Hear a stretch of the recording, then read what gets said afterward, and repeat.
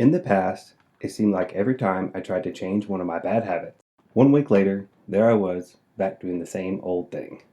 It was like no matter how hard I tried, or how much grit or willpower I could muster up, I was no match for the invisible hand that was shaping my behavior. This was me when I was 18 years old. As you can see, I was pretty overweight, and to put it mildly, very mildly, living a pretty unhealthy lifestyle. According to society, if you're overweight, addicted to video games, a smoker, or a drug addict, then your problem is you just lack self control. This advice, man, it really always annoyed me because I was reading all the books and actually trying to change the way I was living my life, but there was still something missing. So now, let me share with you a game changing lesson I learned from the book Atomic Habits by James Clear.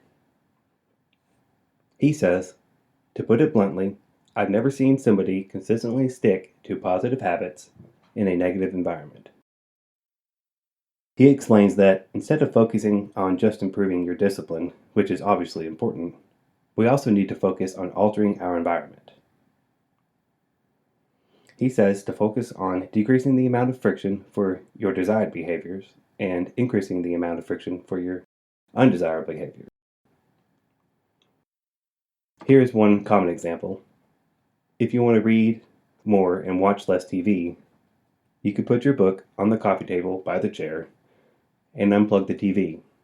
Obviously, you can still watch TV anytime you want. All you have to do is get up and go plug it in. But this adds just a little bit more friction and nudges you towards doing the desired behavior, which is reading the book. Or if you want to drink more water, fill up water bottles and put them around the house in places you will see them. You see, our goal here, instead of using willpower to overcome the obstacles in the moment, it is best to use our willpower wisely to alter our environment so that your desired behavior runs on autopilot. Now, I know what you're thinking. Those examples are way too easy, Optimized Nurse. You're probably screaming, don't you understand? I have families and coworkers to deal with. You want to know, what if my family members want to keep sweets around while I'm on a diet? Or, what about at work, where your environment is completely out of your control? What do I do then, Mr. Optimized Nurse? Well, alright, let's tackle that question. Here's an example of how I've handled this challenge. If your spouse and children want to keep snacks around for them, that's no big deal. Just ask them to install a lock on the door and not tell you the combination. This removes you having to fight the urge to have the sweets, simply because the option is not available. Here's another example of how I deal with this challenge at work. When I worked in the ICU, patients and their family members would bring us donuts and other sweet treats as a thank you gift for caring for their loved one.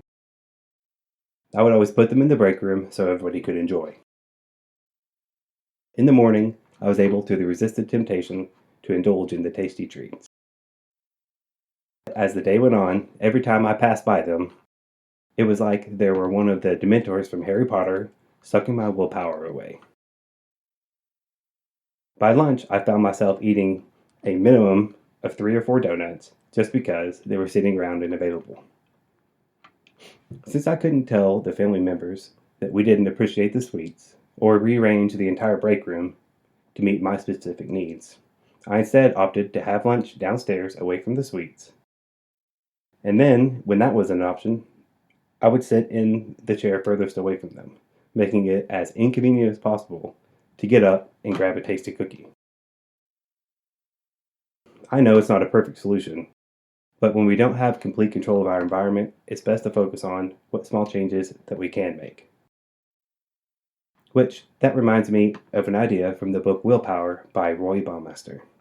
He says, and I quote, "Pick your battles. You can't control or even predict the stresses that come into your life, but you can use the calm or at least peaceful moment to plan an offense."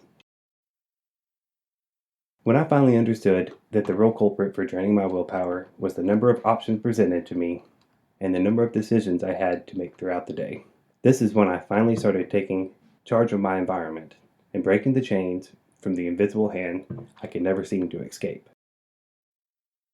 You see, the problem is, most of us live in a world that others have recreated for us, but not, unfortunately, to our benefit, and frankly, sometimes seemingly created for our demise. I want to challenge you to become the designer of your own world. Taking charge of your environment is one of the most powerful ways you can take back control of your life. If I can do it, I know for sure you can do it.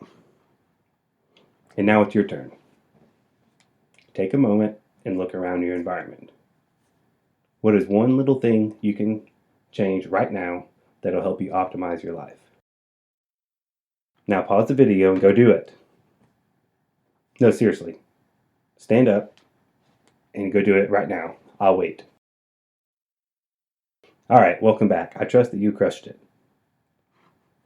At the very least, take a screenshot of this video and send it to a friend so you can represent later. Oh yes, and one more thing. When others are in my immediate environment, another tool I use is called a pre-commitment. I'll put the link in the description below. Thank you so much for spending your time with me. I will see you in the next video.